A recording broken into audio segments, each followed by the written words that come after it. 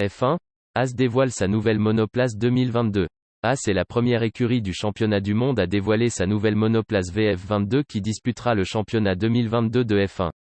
Cette année encore, l'écurie américaine arborera les couleurs russes sur la piste, en référence à son principal sponsor, Uralkali, depuis 2021. Mick Schumacher et Nikita Mazepin devront patienter encore jusqu'au 23, 24 et 25 février prochain pour piloter cette monoplace, dans le cadre des premiers essais hivernaux de la saison sur le circuit de Barcelone, puis les 11, 12 et 13 mars à Bahreïn. C'est le coup d'envoi d'une période animée qui nous mènera jusqu'aux premiers essais hivernaux. Ce vendredi midi, Haas a dévoilé ses couleurs pour la saison 2022. Il faudra attendre pour découvrir ce à quoi ressemblera vraiment la VF22, mais sa livrée est désormais connue. L'écurie américaine a fait le choix, comme les années précédentes, de la révéler à travers des rendus visuels. La réalité de la piste viendra plus tard.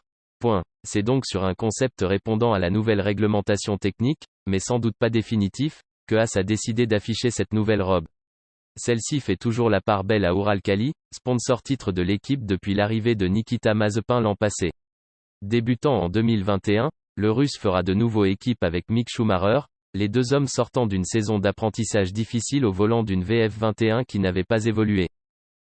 C'est excitant d'être au stade où nous savons que la VF22 sera bientôt en piste, se réjouit Günther Steiner, directeur de l'équipe.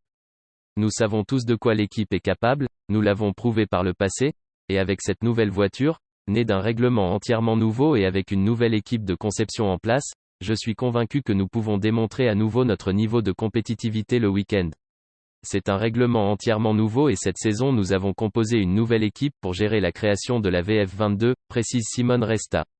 Tout le monde n'est pas nouveau mais il y a un bon paquet de personnes qui nous ont rejoints, avec une structure revue désormais en place. Je considère que c'est un grand succès de ce processus.